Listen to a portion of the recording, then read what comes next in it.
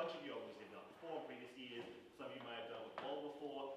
This seminar is really aimed at people who are completely new to the experience or completely new to debating in general. I'm not going to be covering too much of basic debating again, but just running through the format today very quickly. So, for those who don't know, British Parliamentary is kind of like the premier debating style in the world. It is the type that happens at the World University Debating Championship. It's also the style of debating which happens at most of the major North American and European competitions, as well as everything happens in Australia and New Zealand from July onwards, after Austria onwards, basically. So, today we're just going to be covering some very basic stuff. Introduction to BP, we're going through the formats and the form of it, briefly talking about the idea of cases and extension and finding points of information. After that, obviously, we're going to do show debates, which you'll see when they come back, and then we're going to be doing drinks at Varsity afterwards, / unfair, so that's happening, it usually does, I don't know why I'm today. So, very quickly, format British Parliamentary debating. So, who here has ever done BP before? Cool, awesome, so most of you. So this is basically aimed at people who don't know. The style of debate you might be familiar with so far is 3 versus 3 Australasian debating, which pretty much takes the following form. 2 teams, 3 speakers per team, giving 8-minute speeches and having 30 minutes prep time. In a nutshell, British Parliamentary is a bit different. 4 teams of 2 speakers per team, giving 7-minute speeches with 15-minute prep time. Everyone understands so far? No one's confused. Cool. So, more or less what it looks like, you have 2 benches. The government bench and the opposition bench. These are more or less synonymous to what you do in 3v3 debating, affirmative and negative. However, additionally, you also have the opening half, which consists of 2 teams, opening government and opening opposition, and the closing half, which consists of 2 teams, the closing government and the closing opposition. Everyone with me so far? Cool. So, more or less speaker format, speaker looks pretty much like this. First Prime Minister from the opening government, second opposition leader from opening opposition, third goes Deputy Prime Minister from opening government, third goes Deputy Opposition Leader from opening opposition, fifth government member from closing government, opposition member from closing opposition, government whip from closing government, opposition whip from closing opposition. That's the order which everyone speaks in.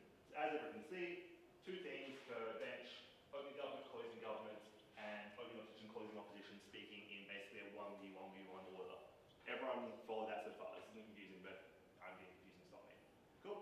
Everyone good. So that's all more or less the simple stuff there. The question is more or less how it works.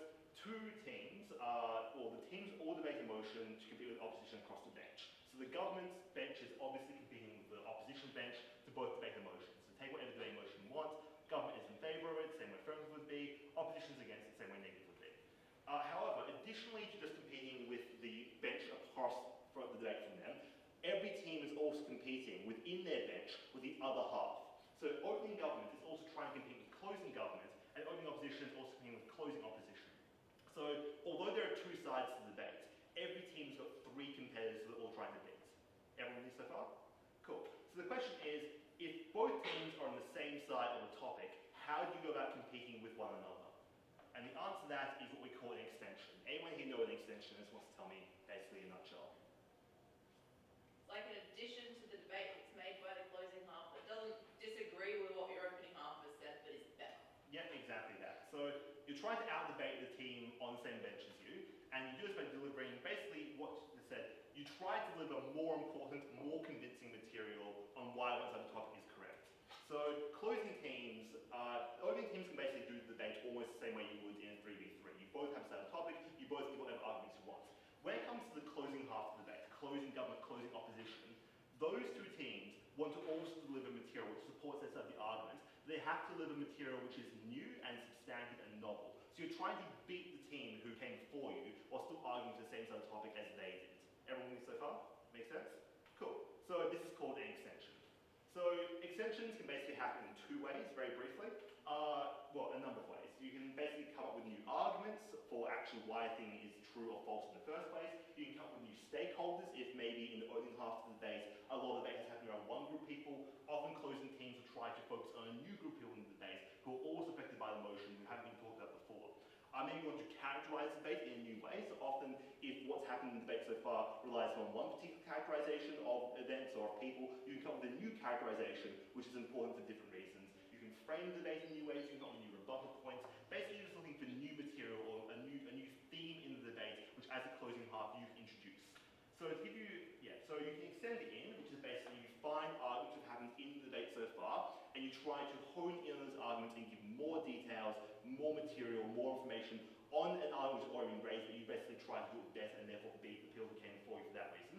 Or you can, what we do, extend out, which is basically that, like inspire a new material in the debates, new people, new arguments, etc., etc.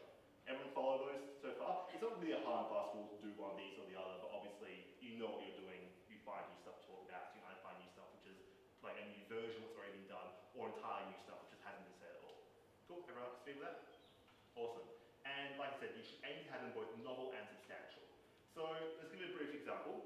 If we take the topic, which is very overused, but I think good illustrative purposes, that we should ban the media reporting on terrorist attacks. Everyone here, well, I mean, a lot of people here probably seen the topic before, right? Cool. So there are a number of arguments you can raise for it.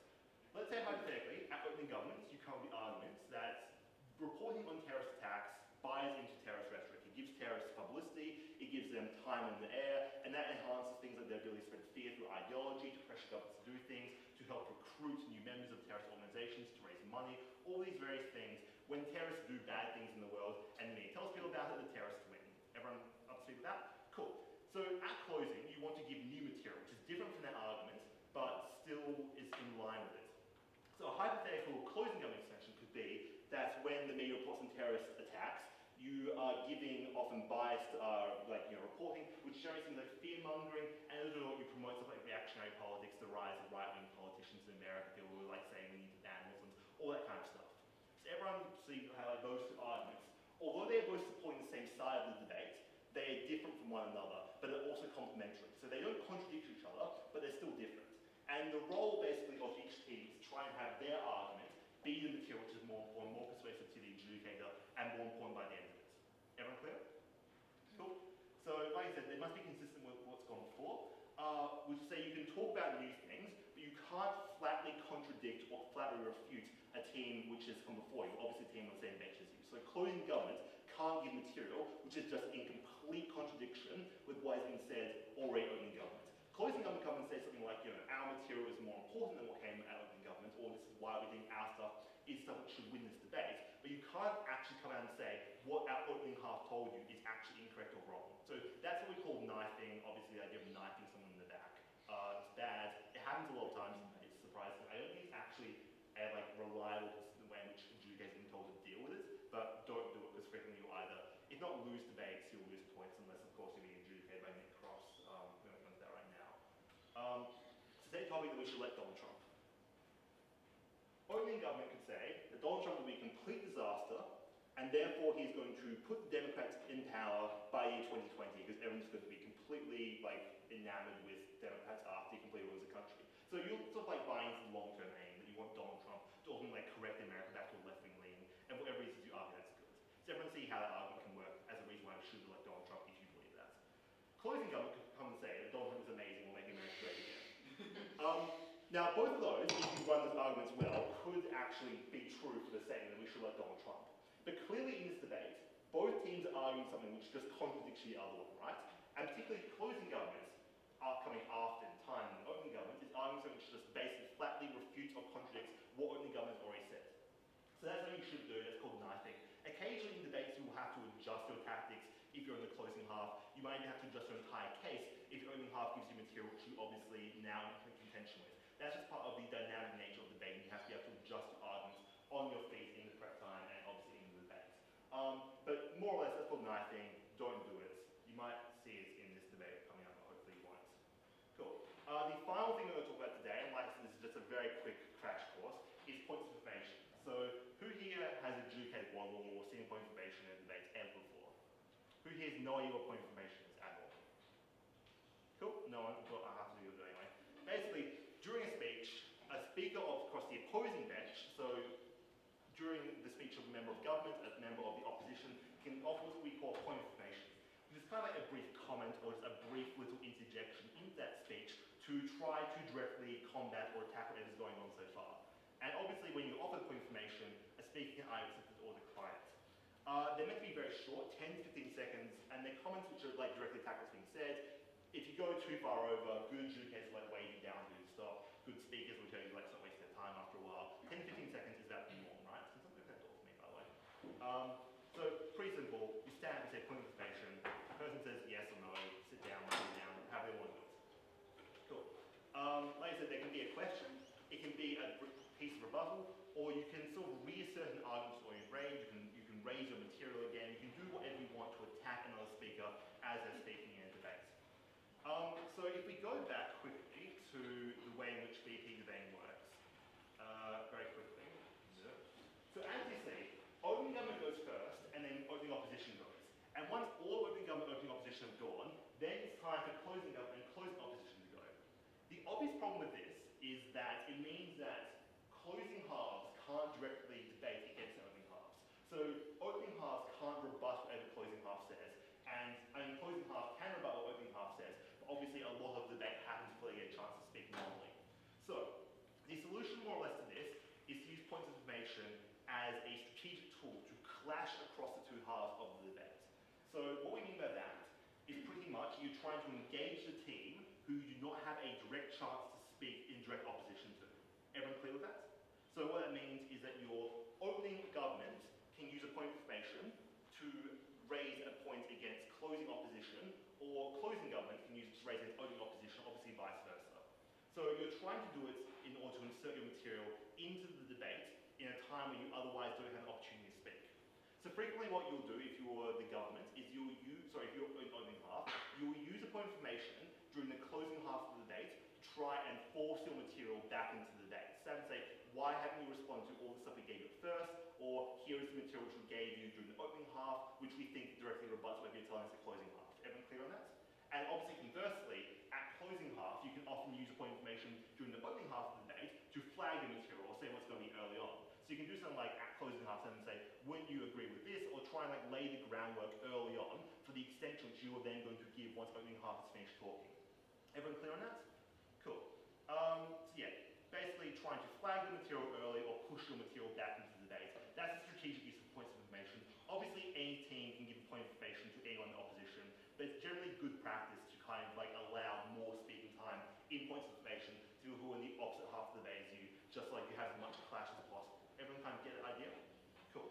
Awesome. So very quickly, like I said, speakers don't have to accept the point of information, but basically it's good practice to not reject all of them because that's kind of a shit thing to do. Every speaker in a debate should accept at least one, and the rule of thumb is that your team, across your two speakers, should accept at least 3. Everyone clear on that? Obviously you accept more, you can accept less, but like 3 is kind of the minimum. More just kind of gives your opposition even more chance to talk, so unless you are really, really good at just like shutting down points of information and like rebutting on your feet really convincingly and actually even turn points of information off to you as an advantage, typically you try to offer 3, maybe 4, but not really too many more than that. Obviously it also cuts in your speaking time, so it's bad here. Everyone clear on like the anchor points of information? Cool. So we're probably going to cover them in more detail later on during a later training session. All you need to understand right now is points of information are a thing and you'll see them happen in this debate, so you'll understand what goes on there. Cool. That's pretty much it and pretty much on time. Any questions about any of that, very briefly? Anyone not understand any of the formats, any of the rules, extensions? Nope, everything good? Cool. So these slides will go online and obviously you can come ask us any questions later on. That's it for today's training session. The debate should come back in pretty much in a few minutes. And if you haven't heard the topic for today's debate is going to be this house regrets the norm people should have special significant circumstances. If no one brings up Matilda, it's a good debate. Alright, cool. You got like 4 minutes, so just talk amongst yourselves and do whatever these people do.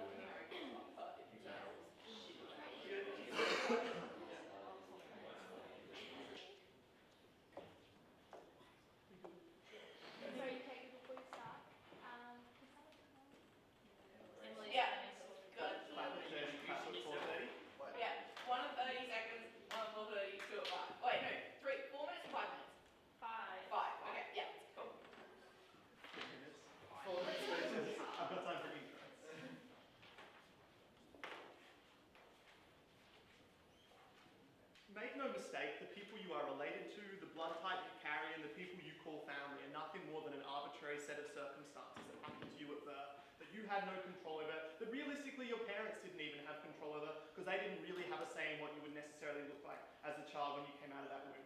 Family is a stupid bond to particularly fetishize. In this debate, what we mean by that is we think family should be analogous to any of the other interpersonal relationships you have in your life. So the analogy we will draw in this debate is we think you should roughly draw. Now, you should treat your family members like, broadly speaking, a close friend. That is, if they do something something wrong and you want to cut them out of your life, you are more than entitled to do so, and you should do so.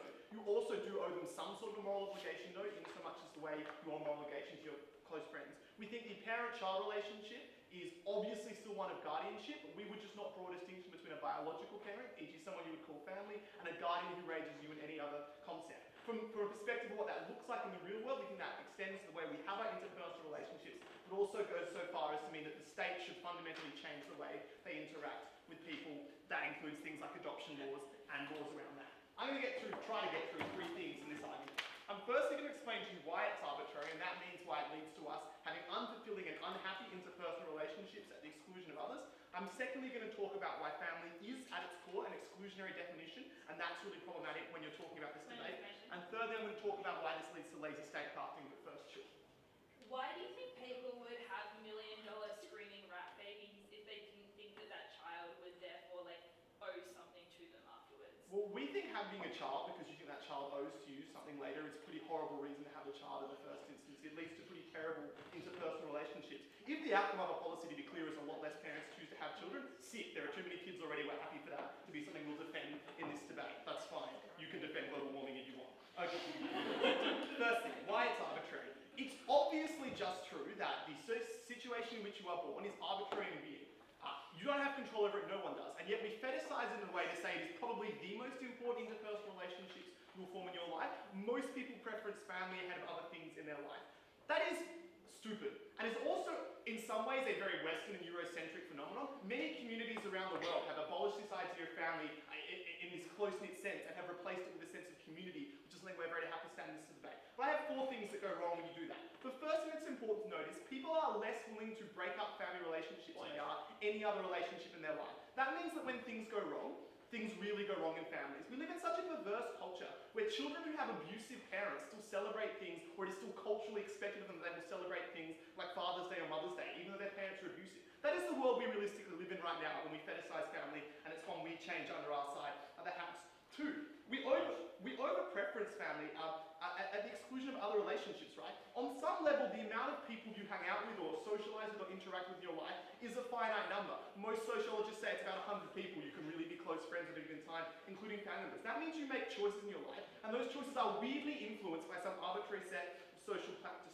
Three, when things are going right, to be clear, nothing changes under our side of the house. If you have a family you get on with and you get on great and you all love each other because you get on really well as people, nothing would change under our side of the world. You would still be friends and have that situation normally. No, thank you.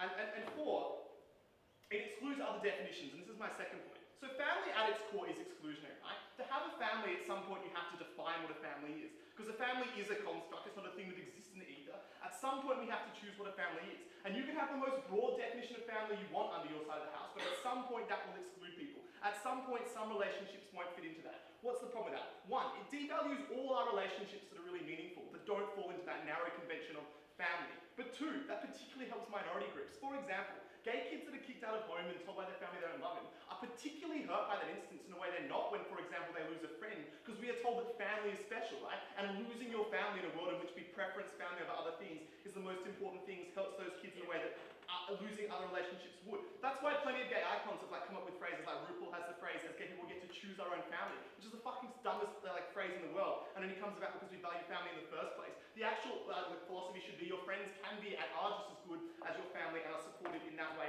and we're fine to stand behind that. You don't necessarily need a family. Thirdly, this leads to bad state policy on two levels. One, it makes the state lazy in regards to welfare. Traditional conservative politics has always valued the family unit because the family unit saves them millions and millions of dollars every year for having to have a sensible functioning welfare system that looks after vulnerable groups when, for example, their family kicks them out. And that is the reality you guys have to face in this debate. The family has been a tool that politicians have used for years and years and years to overcome having a real and sensible welfare system. Secondly, it leads to lazy statecrafting in regards to things like wills and adoption and that sort of thing. Whatever reason we fetishize biology, and if your biological parents die, the state tries to take you to your nearest biological relative, which is stupid because they might be an incompetent parent. That's the way the law works, because the state is too lazy to actually do investigations. States are bad arbiters of this thing, and families are arbitrary in its measure to provide no happiness. We're proud to propose.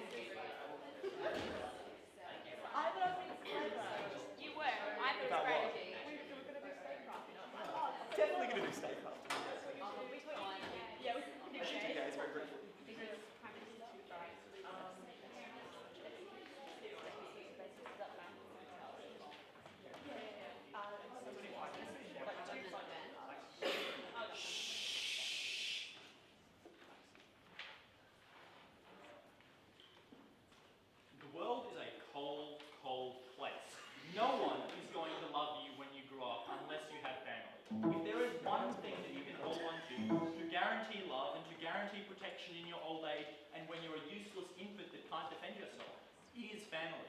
The government wanted to strip that protection of the cold, harsh world away from you and leave you alone in the dark. That is what a world without the norm of loving family looks like. It means you're alone and you have to struggle for yourself. They said that the concept of guardianship would still exist. Like, Charlotte gave a very reasonable POI saying, why would you pour millions of dollars into a child that you have no significantly higher emotional connection to than a close friend? Josh is a close friend. I'm not going to give him $1 million education because I like him. Two questions in this debate. Firstly, why do we think the concept of love and care is so important with family? And secondly, how do we think there is, on a moral level, a actually significant and meaningful duty to members of your family and people who are morally proximate to you? First question, this is all responsive throughout, engaging with what he says. First subpoint under love and care. People are emotionally and intellectually incapable of caring for people who they haven't had some high-level exposure to. That was actually sort of conceded when Kirkby said that we're only going to strip down family to the level of close friends, because at that point, they're actually not solving many problems, because you still get issues like nepotism that arise under their side of the house, which presumably are the sort of burdens that you want to fix when family exists. We think it's unreasonable to say that, like, lowering that margin a tiny amount is going to fix any problem in the world.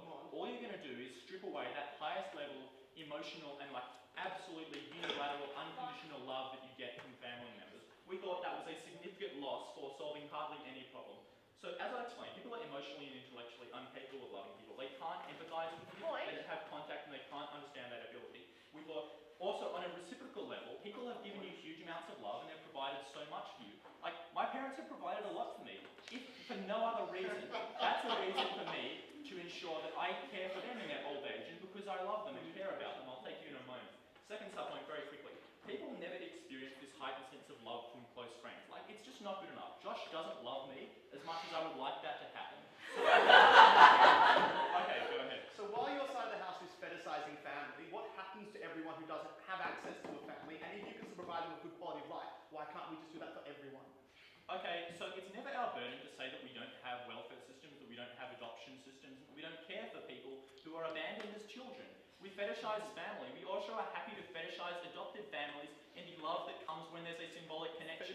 Parenthood is more than who was born from your uterus. It's the person that you adopted as your own, who took on as your own child. That connection still exists. It's also important to note that it's not mutually exclusive from a moral perspective for the love of family to diminish your love of other people. In fact, we actually say it facilitates your love and care for other people. Here's why. Family serves as an anchor, an important analogy to say that if someone is like this, like, imagine if that was your brother, or your sister, or your mother, or your daughter. Those are the sort of situations where you can say, you should care for those people, because they have family that love them. Imagine if that was your family.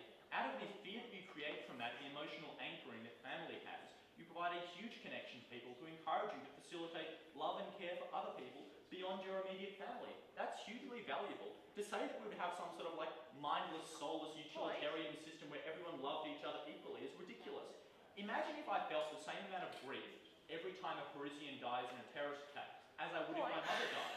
There would be immense intellectual and emotional overload. That sort of stuff is actually impossible to care at such a high level for all of those people. We explained that people suffer immensely in life and you need to give them a protection. What's my second point in this speech? It's about the moral level, saying that actually, at some level, I'll take, no, you've already had one. At some level, there's a connection and duty to your family. Here's the first basic level, reciprocity. In a society where people are reciprocally good to each other, we think people generally behave well because of the social contract type system that we get, and that's great because everyone benefits when we're all good to each other. Parents provide lots for children, children provide for parents in their old age. The system of reciprocity actually helps us. No, I'm only taking one. We say that we should also, at a second level, on a practical consideration, even if you disregard moral connections, say that we should help people who we can best help and best protect that way. I best understand my parents better than everyone in this room. I should be helping people that I can actually help most effectively. Kirkby's conception of a state in a big communal love is ridiculous. I don't know what Kirkby wants as much as his parents probably do. They should be the ones that help him instead of me. Third point, why it isn't exclusionary with moral systems. I already explained importantly the anchoring effect of families in the way that is used to analogize and draw people in connectively. And it's also important to explain that they're fixing a tiny problem. And like, even if they say that it does crowd out other moral systems, the extent to which it diminishes them is meaningless. We stood by love, we stood by a society of reciprocity. We are so proud to oppose.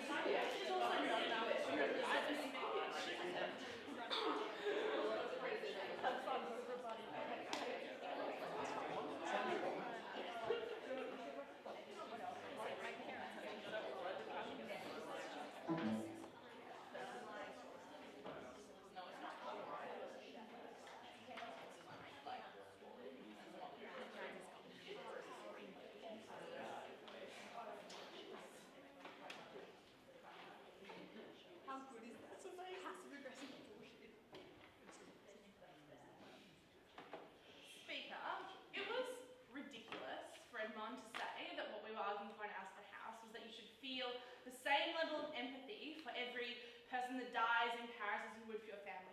Firstly, I think we set up quite clearly at Kirkby that we're talking about seeing your family as close friends, unless you know every single person in Paris. That's obviously not the same. But secondly, if that's the case, I'm pretty sure we like fixed terrorism, right? If every person you could possibly kill in the world is like your family, in which case we've definitely already won the debate if we've just fixed terrorism.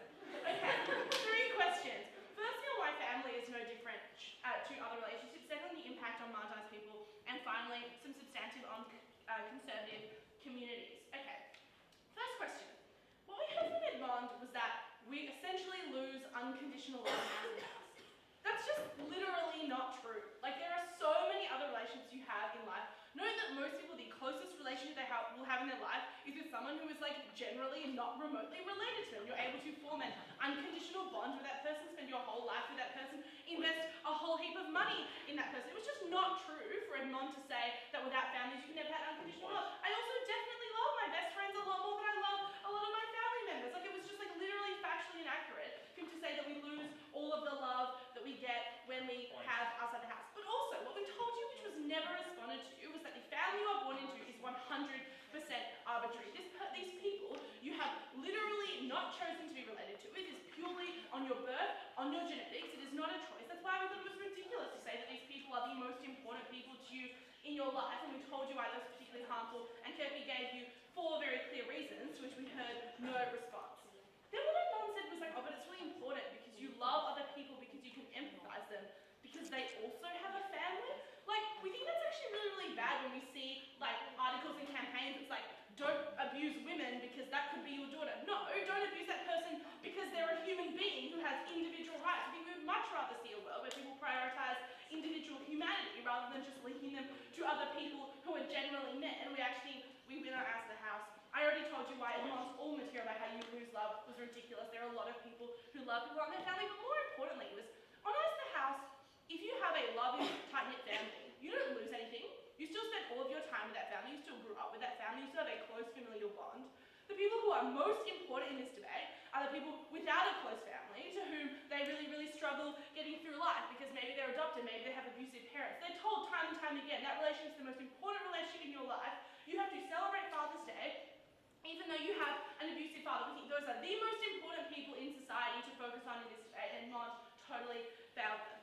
Then, quickly, impact on the marginalised. We told you why it was really bad for family structure in terms of when you prioritise a family being special, you prioritise a particular type of family structure. That is a nuclear white family structure.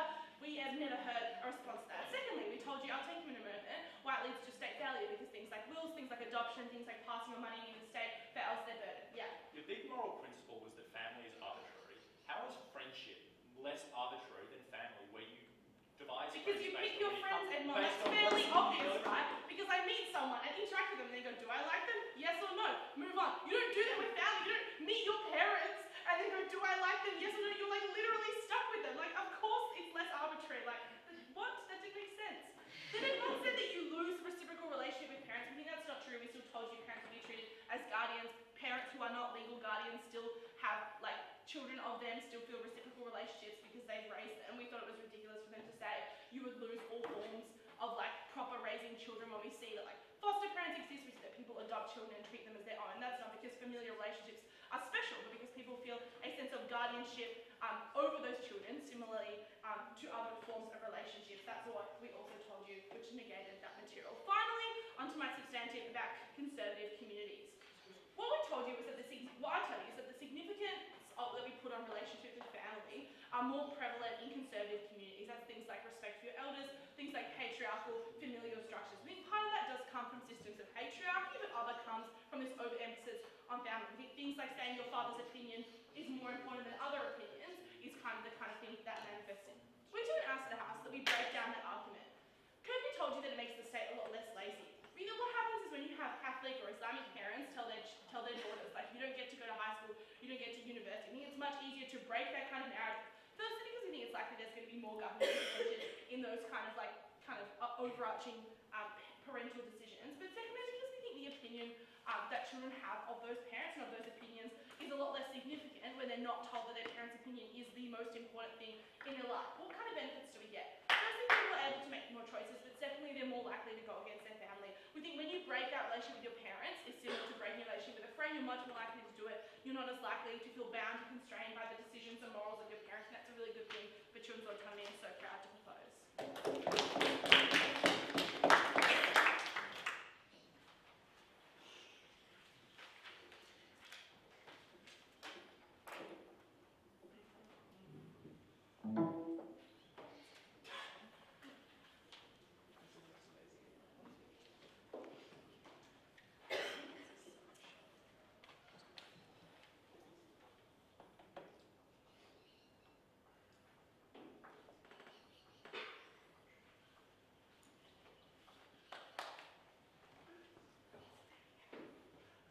It was all well and good for Emma to be very sassy with her response to Edmund's POI, but what she failed to acknowledge was that, yes, friendships were to some extent arbitrary, right? Because the people that you went to school with were the people you were going to be friends with. The race that you grew up as was going to be the people you were going to be most likely to be friends with, right? That was a very arbitrary notion, just as much as that of a family. And the fact that that was arbitrary was never really engaged with by this side, because at that point they also conceded that family could provide you with some logistical benefits, such as the ability to empathise with other groups more effectively. Because if you had a pedestal to use as a way to push yourself up to respect those groups based on your own lived experiences, you are more likely to concede to those ideas. Because the familial bond was going to be able to transcend ideas about race, about family, about age, and about like where you grew up. Those were going to be more impactful than anything else that they could provide on their side. So I'm going to do three things in this speech. Firstly, talking about which group cares more, particularly talking about exclusionary groups. Secondly, talking about what this does practically and why the state fails in this regard. And then finally, doing a bit of responsiveness to Emma's material about echo chambers and conservative groups. So first comes this idea about which system cares more about exclusionary. Because what they wanted to tell us was that families inherently could exclude those groups, and those that the real problem in this debate they wanted to set up was that those that didn't have a family were going to miss out because of this cultural norm. It's important to note that a lot of Mon's material directly responded to this by saying that if you had conceded that those groups didn't have that ability, then you were more likely to empathise with that situation, right? Because it was very clear the benefits that you got out of having a family, and you could see that the harms that are attributed to that individual that didn't have a family, and you were more likely to try and bridge that gap.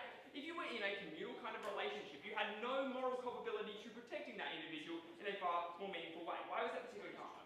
Because firstly, we tell you that family was an effective analogy, but secondly, it was important that you were able to empathise in a far more effective way. Sure.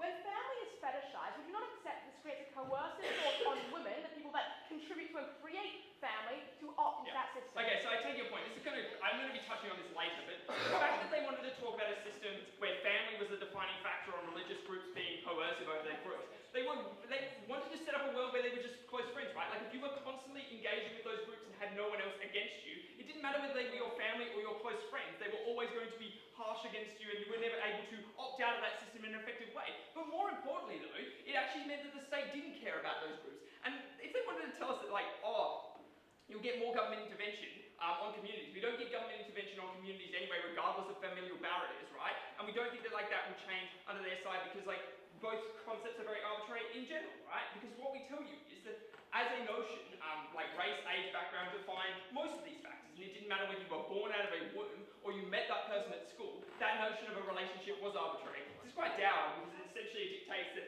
all relationships are arbitrarily based on aesthetic factors. But the important thing to note was that at best, we allowed to actually prevent groups that were harmed in this debate from being excluded. We actually meant that governments were more likely to look after those groups because they could consider them, the impact on them far higher than the alternative. But also it meant that those that did have a family were going to be better off because they had some sort of love, unconditional love that was better. And when they wanted to tell us that, we can love our friends, it was important to note that there was a distinction in this debate, otherwise the debate wouldn't really exist. So secondly, what does this do practically? Because what we tell you is that in a world where special status is subscribed to loved ones and families, this no longer applies, right? So we tell you that the state is less likely to look after groups. The state is notoriously inefficient at providing those groups. When they wanted to tell us that the state was unlikely to help those groups, what we tell you is that actually it is individuals filling that gap, right? And what we tell you is that it's really important for individuals to do that because we tell you that only under their side does it create a greater strain on resources that we barely have at this point, because it means that things like you have no incentive to look after your family once they get old, you have no incentive to provide loans to those family members in those kinds of situations. This means that government has to pick up the slack in a far worse way, which is always going to be harmful for those groups. We also think that this applies to bigger problems as well, because the ability to have an anchor that you can empathise with means that you're more likely to understand problems that exist with other groups. Edmund gave you a lot of good material that we heard no response to about our ability to look at other problems by having this as an analogous concept. Quickly responding to Emma's material about conservative groups being bad, we don't think this changes on either side of the house. It's pretty clear, the difference between a friend and a family member in these kinds of situations is very arbitrary anyway. It doesn't really define those situations, because if you had a communal group that were all super religious and impinging on those groups, you were still never going to opt out because you had no mechanism to do that regardless. For all those reasons, we were happy to oppose.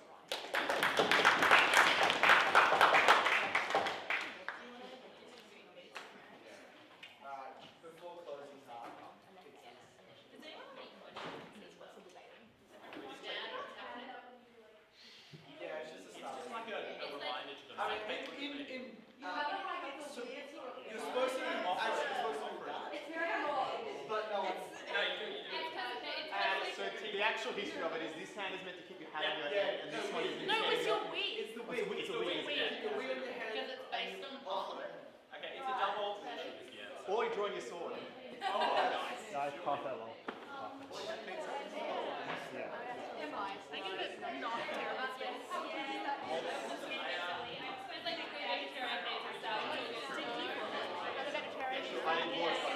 Can you forward it to me? Because that's also really inappropriate. I'm fucking forward that to Grady. I fixed a problem. Guys, primary got like 2 spices because we got like 2 Without family, we have things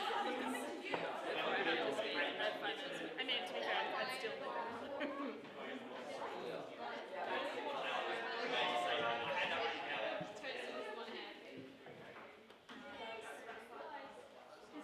Oh, thanks, pal. No worries, Emma. Yeah, but because debating's not a spectator sport, it's actually really boring to watch. Yeah. So no one wants to sit through. Debates take like over an hour. None of it's vegan. Sorry? None of it's vegan. All of it's cheese. Mom, why do you have an entire box just for you? Brad, drinking so much. Mons, you're the worst. This is why. Why am I teammates with Are You you just won't know what your family loves you, Mom. Does your family love you? Guys, this is recorded. even better? Edit this out, Mom. Mom's family will watch this and be like, Real question. yeah. Can you just soda some? Let's do Alex. I just wait.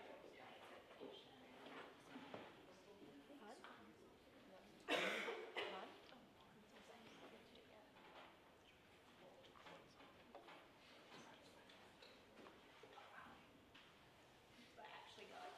Yeah, okay.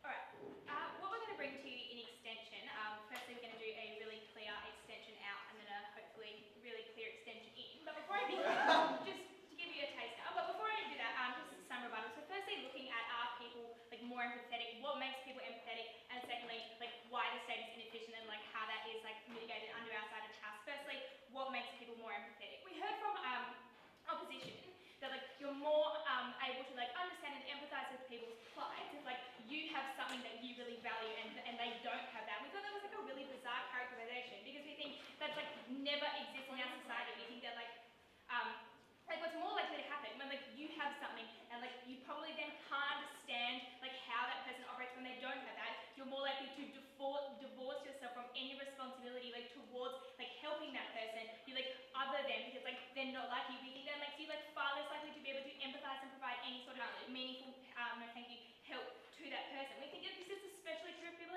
politicians that are so privileged and often have this safety net of a stable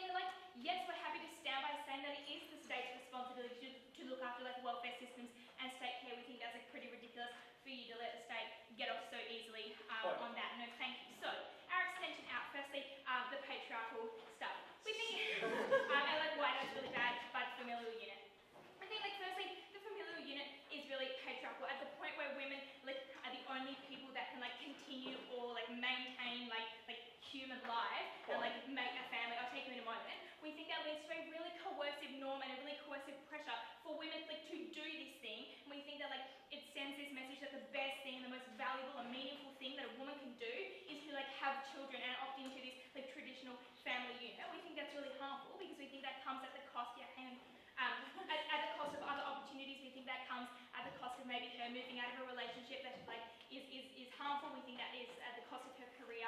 Yeah. If you got pregnant at 15, do you think your best friend would help you co-raise that child? But like, I think that's like a really like bizarre question to say because like maybe that person has like no like ability like financial or otherwise to raise that child. I think that like hang on, that's coming.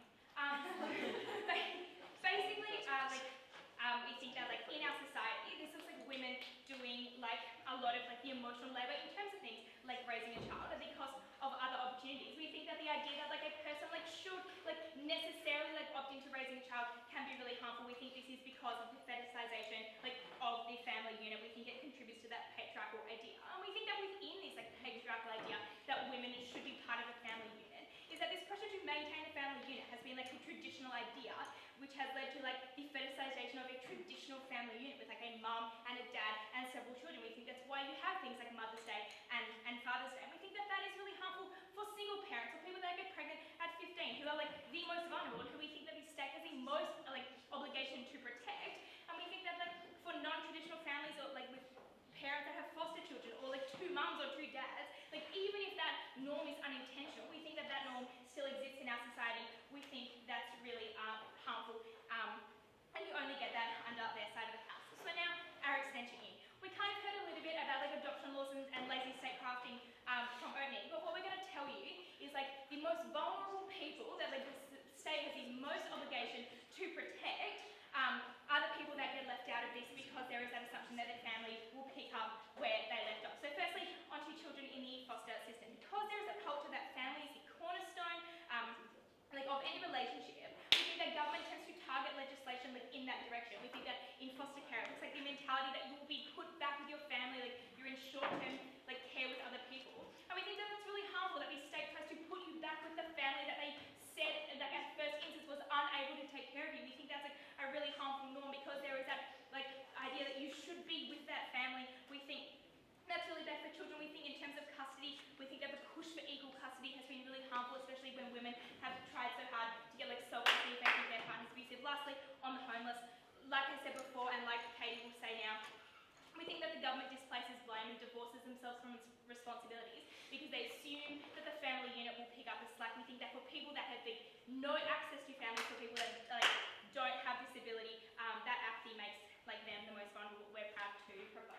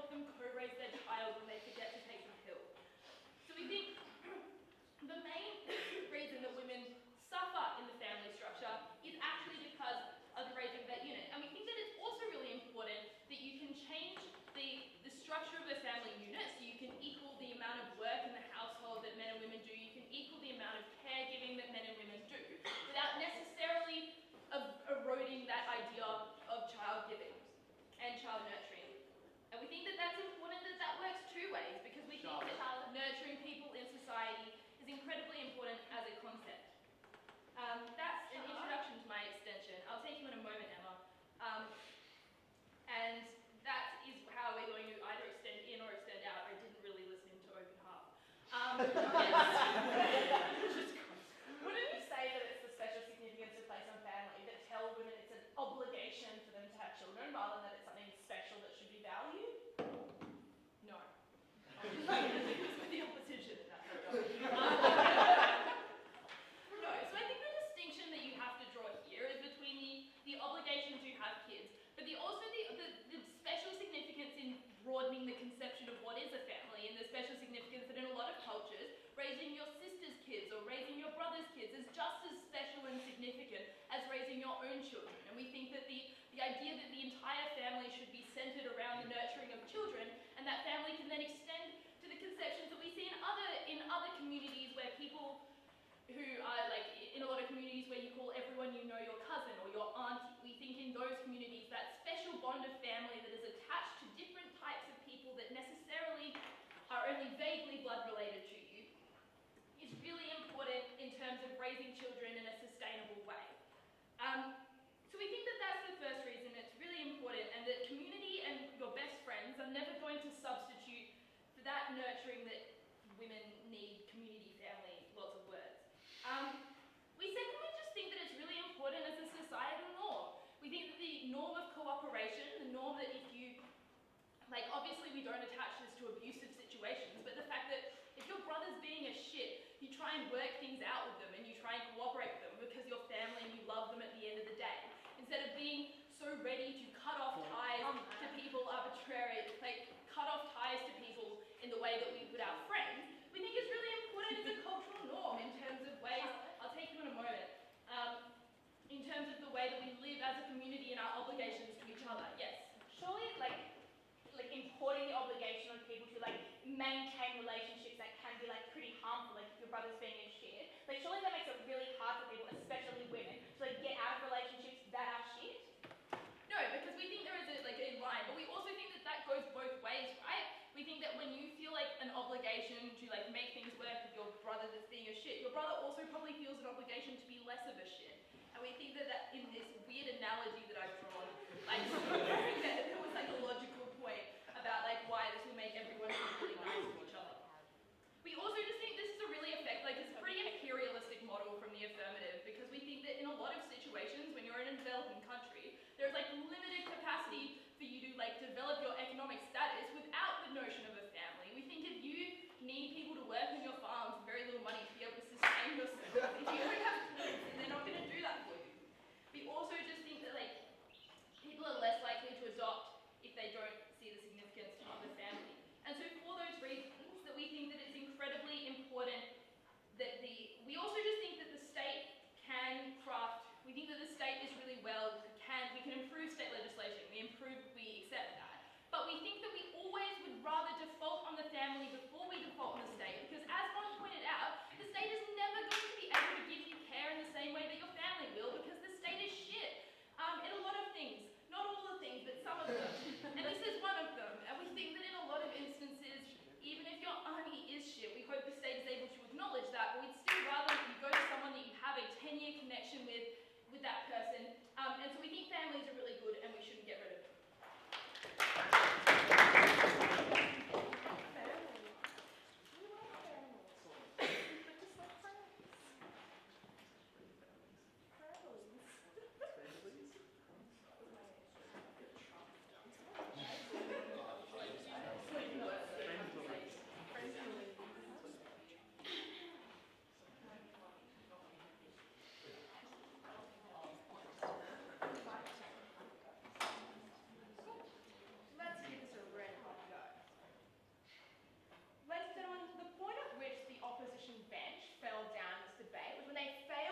Acknowledge and deal with material we told you that, unfortunately, in the real world, not every family provides the unequivocal support to that pregnant teenager they want to see. Unfortunately, in this debate, the majority will see the conception of family as a traditional nuclear family where women have to pump out babies for that family's survival. That was the reality that never challenged under the House, and the reality that only we provided the counter-narrative to. That is why the government won the debate.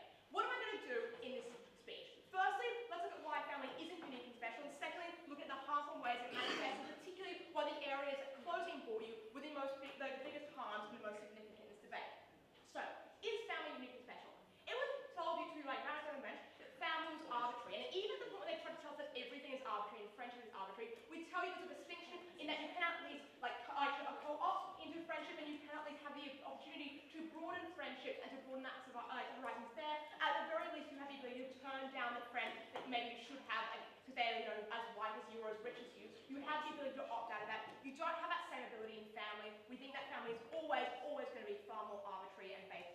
miscarriage, birth, and no external factors can mitigate that.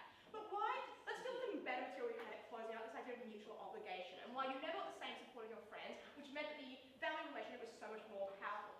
What we talked about what it actually looked like for that teenage girl going through an unwanted pregnancy was pressure from a family that told her to either abort or not, and she was always taking that advice as stronger, as more meaningful than perhaps what she wanted or what her friends told her was best. I mean, it was really hard when you have a power hierarchy in families where you constantly put pressure on the younger members to respect and obey, when you can really distort decision making. But also, we told you, and I said in my introduction, we didn't buy that was unequivocally true, because there were many families that would just kick out that pregnant or trans or gay kid onto the street and wash their hands of them. That happens a lot, and they never engaged that. The problem under there to the house was when that happened, that child feels abnormal, that child feels alone and isolated, whereas under us at the house, we have a culture that says, if your family kicks you out, that's not the end of the world, they're not the be-all and end-all. Find good friends, build your own family, build your own community, and the government will support you in that because they don't have to rely on your family to do the labor for them. But here's the really bizarre thing as well, because even in that best case scenario where that family does offer loving support for that pregnant teen or that trans kid, that can still happen under us at the house. You don't change from a good person or a good family or not because society doesn't validate you or tell you that, that's the peak. You just be a good person because that is how you are, and that is the matrix you went to into that family, how you concept that family. So you still get the benefit there. We just don't force it down every single person's throat. Alright, so let's look at the harmful ways that this fetishization of family manifests, but I'll take Xavier first. If I was super religious and I thought gay people were like the devil incarnate, I would still probably sever ties with them and then throw them out in the street. How does that change under your model? Because now you can value your family, your friends, and your your other parts of your community that you rely on as much as the family. So it's not as a big deal for you because you can probably long ago have washed your hands of that super religious parent that hates you and being like, that doesn't matter though, because society doesn't expect me to celebrate their Mother's Day or send them a birthday card. I can just cut them out of my life as I would any other dickhead and hang out with my true family, my true community. That's the difference, Xavier. Deal with that in your extension. Alright, so what we told you about from Answer's house was that the biggest harm we got was the continuation of the patriarch in a real visceral way. Because overwhelmingly, and to be politically correct here, but the majority of people that can continue a family are women. That's a reality that never goes away under any side of the house. Unfortunately, the artificial womb is only a dream at this point. So, when you fetishize family, and you can't, as we said, you can't divorce the concept of family from this idea of a traditional nuclear family where it is a woman raising children and with a man, that's really important because it creates a coercive pressure for women to opt into that system as the only ones that can contribute to that family. They're told that that is their role in life to continue and contribute to that family. We think that was really harmful. Because what it actually looks like in the real world, it looks like the majority of patriarchy in the modern world is based on this idea that women have a biological need to stay in the family, that even when you try and make families more feminist and equal and sharing, because women actually contribute to that in childbirth, thank you, you actually have that association that women are meant to be involved in that care. That never really goes away. We heard that you can't, no thank you. We heard that you can make it more progressive. But we just don't think there's any track record of showing that we've been particularly successful with that. It's still really harmful. At the very least, we get far down on our side of the house where women have a meaningful choice not to value that, and that's not questioned by society. But finally, on vulnerable stakeholders, because Kirkby briefly brought to you a bit of analysis on poor statecraft, but we expanded and told you that when it came to foster children or children who were in custody battles where their parents were trying to get them away from one abusive parent or another, the way the state prioritizes family is really, really harmful and creates bad outcomes for those individuals. They told us that the state was ineffective at providing for people who just got to pop out. The state's job is to provide for vulnerable people in society. It shouldn't be to offset that responsibility, and it's so much more of a burden when it does offset that responsibility on the individual. That was never dealt with in the case. For all those reasons, we, and especially the closing government, won this debate.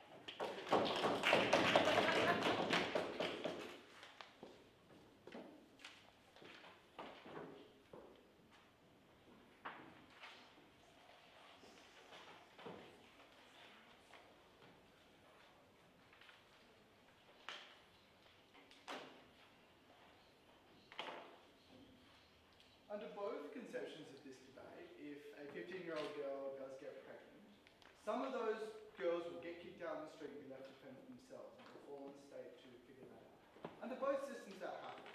At least under our system, those families have more of a moral obligation to think twice when they do that. Or have more of a moral obligation to make some sort of sacrifice to actually give that child and that 15-year-old girl a chance. Because what we would like to see is we acknowledge that the states can pick up the pieces in some circumstances. But what we've told you all the way down the bench is that A, they're not very good at that, and B, even if they have to do that, we would like to minimise that. We would rather a better group of stakeholders, being the family, to take care of people that they understand better than some bureaucrats in Canberra. Sam? No, thank you. What are we talking about today? Because what we've heard a lot about is, we've heard like broadly kind of two sides of this debate. Firstly, taking a look at individual people and their ability to kind of reach out for their family, and secondly, the people who are then excluded from the family kind of that sort of paradigm and what happens to them. So firstly, on support, we told you all the way down our benches that family is always better placed to be able to provide support for people. Point. Go. Why don't they do that under us at the house when they probably still have the same love and affection if they had that already? You just have alternatives. Because, now. Katie, you've been listening to the entire debate. We've been telling you time and time again, as much as I love you as a friend, I'm not going to give you lots and lots of money and take care of your child. Sorry, Francis, that's you. The reason that I would do that for my sister is because I had that familial connection that's a lot more important to me. And no, what's going to happen under a case where we consider everyone like a close friend, we're much less likely to take care of that person, and then it falls on the state. And I know state bashing is really fun, but it's also actually quite true here. We pointed back that as under your own conception and under your own material, the welfare systems struggle quite a lot. They're going to get harder and it's going to get worse under your conception. What we tell you on the outside is that we never had to defend the nuclear family. We told you that the extended family and the ability of the extended family to take care of you is actually really important and works particularly well in non-Western countries, and we would like to kind of see that extended. We also think that's particularly that they are able to kind of take care of you. No, thank you. What we heard in response is the idea that they might that we can kind of rely on friends. I've already dealt with that in the response to the PY. But regarding government as a kind of final source of support, I dealt with this a little bit in my intro, but we tell you two things. Firstly, the government is not very good at it, but secondly, we'd also tell you that the government doesn't have the resources and the ability to take care of people and make those be able to provide in that manner. We think that certain people are able to make those sacrifices for children. We see it, for example, in the developing world, where families sacrifice a lot of their resources to try and get their kids through an education to make sure they're able to get ahead in society. We think they're going to be better at that than the government, because the government tends to be corrupt. Secondly, on vulnerable people, because we heard a lot of discussion, the fact that people can be excluded from that kind of this family dichotomy, this family norm that exists in society. And we acknowledge the significant problems in terms of people getting kicked out of home. But we tell you a couple of things here. That firstly, we tell you, as I kind of mentioned before, that family are less likely to immediately sever ties, because there is that some sort of doubt in their mind and second chance. And even on the margins, it means fewer people do get kicked out on the street. But we also tell you that to the extent that they wanted to defend a world in which everyone would rely on a broad community, the kind of communities that would kick people out for being gay, probably not the communities that you're going to go and have to see. We tell you they're probably not a good idea under both sides of the house. But at least under our side, we tell you there is that kind of, they're less likely to sever those ties, and that's really important. But secondly, we tell you that in regards to specifically children who are locked out of this system, we tell you that the adoption system under the status quo falls down completely. We tell you that one of the main reasons, and Charlotte already brought this up, we tell you one of the main reasons why people adopt is because they are unable to have kids themselves, but want to attach or want to have that experience of having a family. And that is particularly important, because we tell you that people aren't going to do that if it's just to see as a close friend. We tell you that people are less likely to be taken in more welcoming communities, the kind of communities that you thought happened everywhere, but don't. We tell you that it's much less likely to happen. But we also tell you that, as I said in my introduction, that on both sides, there are gay kids that still get kicked out of home. At least on the outside of the house, they're less likely, there's that slight kind of doubt in their mind, and there's some sort of familial connection that is more important than a close friend. So because you can't rely on your friends totally, because we told you that the culture of actually nurturing those kids and having that kind of connection is particularly important, specifically for women, and how we also told you that vulnerable people are better protected under our system, very proud to oppose.